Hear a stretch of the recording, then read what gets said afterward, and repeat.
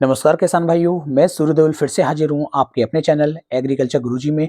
बहुत सारे किसान भाइयों के कमेंट देखने को मिल रहे हैं कि भाई हम जो गेहूं की बुआई हमने की है वो अच्छी तरीके से कल्ले नहीं बना रही है।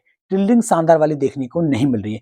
कहीं कहीं पर क्या है कि रेतीली मिट्टी है, कहीं कहीं पर अगर अच्छी मिट्टी भी है तो किसान भाई ने वो खाद नहीं डाले, संपूर्ण खाद नहीं डाल पाए जिससे कि गेहूं अच्छी तरीके से टिल्डिंग कर सके, अच्छे कल्ले बना सके। तो आज की वीडियो के अंदर मैं आपको 4 से लेके 5 खाद बताने वाला हूँ। इन सभी को एक साथ मिक्स करके यदि आप अपनी गेहूं की फसल के अंदर डाल देते हैं तो बिल्कुल मरी हुई गेहूं जो होगी, जो बिल्कुल उठान नहीं ले रही है, बिल्कुल खेत दबसा गया है हमारा, वो खेत भी चलना शुरू हो जाएगा। बहुत ही शानदार वाले अच्छे कल्ले हमारी गेहूं की फसल हमें निकाल करके देगी। तो कौन कौन से खाद हैं, क्या क्या काम करेंगे, संपूर्ण जानकारी मैं आपको देने वाला हूं। तो वीडियो को पूरा देखें जिससे कि आपको एक बेहतर जानकारी मिल सके। तो चलिए शुरू करते हैं। सबसे पहले किसान भाई हमें देखना है कि जो हमारी मिट्टी है वो रेतीली है या फिर मोटी मिट्टी है।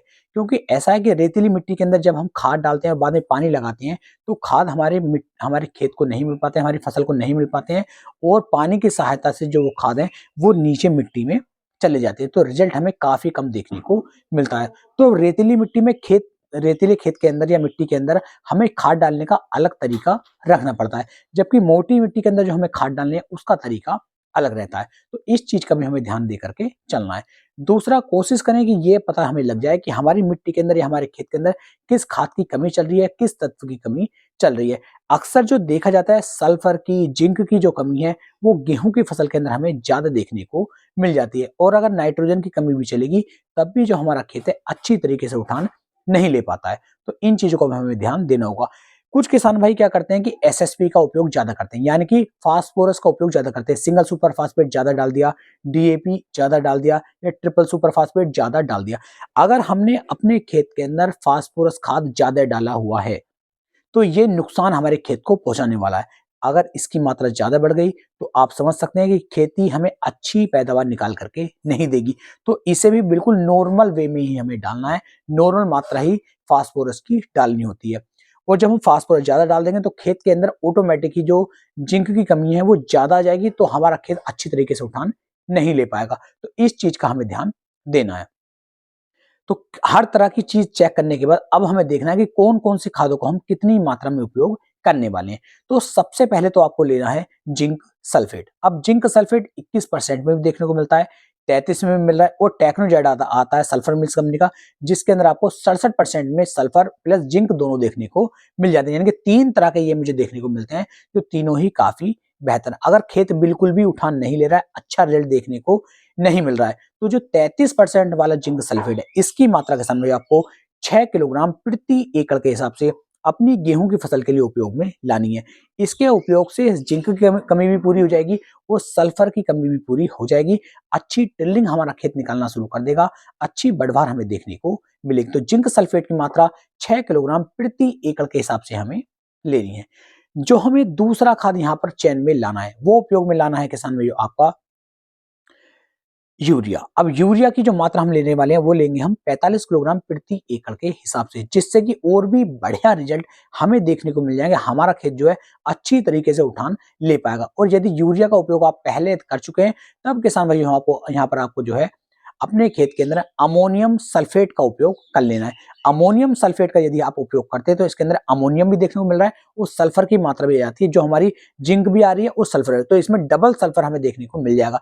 लेकिन अमोनियम सल्फेट जो है यूरिया के मुकाबले जल्दी काम करना शुरू करेगा और हमारे खेत का जो उठान है इससे काफी बेहतर हमें देखने को मिल जाता है। तो अमोनियम सल्फेट यदि आपके क्षेत्र में मिल जाता है तो लगभग इसकी मात्रा 20 से 25 किलोग्राम प्रति एकड़ के हिसाब से किसान भाइयों आपको अपने खेत में उपयोग में लानी है। या तो अमोनियम सल्फेट लेना है या फिर यूरिया लेना है, दोनों का चयन नहीं करना है। दोनों में से किसी भी एक का चयन किसान भाइयों आप कर लीजिए, बहुत ही बढ़िया वाले अच्छे रिजल्ट आपको देखने को मिलेंगे। तीसरे खाद के रूप में जो किसान भाई यहाँ पर आप उपयोग में लाने वाले हैं वो उपयोग में लाएंगे आप ह्यूमिक एसिड। ह्यूमिक एसिड चट्टानों से प्राप्त होता है और ये जड़ों का निर्माण करने में बहुत ही सहायक है हमारे लिए।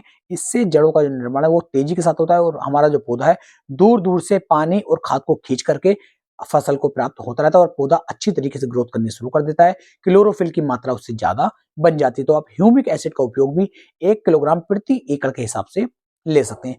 चौथे खाद के रूप में किसान भाइयों आपको उपयोग में लानी है सागरिका। सागरिका ले सकते हैं, या फिर आप किसान भाइयों बायोवीटा भी ले सकते हैं, या फिर आप बेंजाइम गोल्ड भी ले सकते हैं। तीनों में से किसी भी एक का आपको चयन करना है और इनकी जो मात्रा आपको उपयोग में लानी है वो लानी है 5 किलोग्राम प्रति एकड़ के हिसाब से। इससे ऊपर की मात्रा लेने की आवश्यकता नहीं है।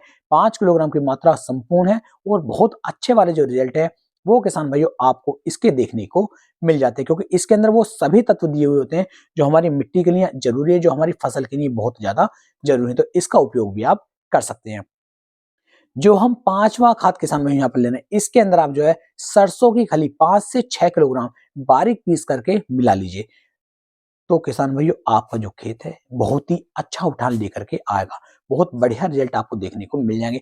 इन पांचों खादों को एक साथ मिला लीजिए बारीक तरीके से पानी की सहायता से, यानी कि 1 गिलास इसके अंदर पानी भी आप मिला लीजिए, जिससे कि जितने ये खादे हैं आपस में एक साथ मिल जाएंगे, एक साथ चिपक जाएंगे, जिससे कि आपको बिखराव करवाने में कोई भी नुकसान देखने को नहीं मिलेगा। इन पांचों को मिलाने के बाद अगर हमारा रेतीला खेत है तो पहले हमें सिंचाई करनी है, पानी लगाना है खेत को, और उसके बाद इन खादों का जो छिड़काव है वो अपने खेत के अंदर करना है।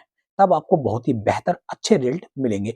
और यदि हमारी मोटी मिट्टी है, अच्छी मिट्टी है, तो पहले इन खादों को आप डाल दीजिए, बाद में आपको पानी लगाना है, बाद में सिंचाई करनी है, तब आपको बेहतर रिजल्ट देखने को मिल जाएंगे। बिल्कुल भी उल्टा ना करें कि रेतीली मिट्टी में पहले खाद डाल दिया बाद में पानी लगाना है, तो उससे नुकसान देखने को मिलेगा। इन पांचों खादों को डाल करके सिंचाई आप करेंगे, पानी लगा देंगे, मात्र 8 दिन के अंदर आपका जो खेत है बहुत ही बढ़िया तरीके से अच्छी ग्रोथ करनी शुरू कर देगा। अच्छी बढ़वार खेत के अंदर आ जाएगी, खेत बिल्कुल हरा भरा होकर के आपको चलेगा। बहुत शानदार परिणाम आपको देखने को मिल जाएंगे। पैदावार भी आपको हर वर्ष के मुकाबले 10 से 15% ज्यादा देखने को मिलेगी। ऐसी ही इन्फॉर्मेटिव वीडियो के लिए आप हमारे एग्रीकल्चर गुरु चैनल को फॉलो करना ना भूलें। तो फिर मिलेंगे एक नई वीडियो में एक नई जानकारी के साथ। तब तक के लिए मेरे सभी प्यारे किसान भाइयों को जय हिंद, जय भारत, जय किसान, वंदे मातरम।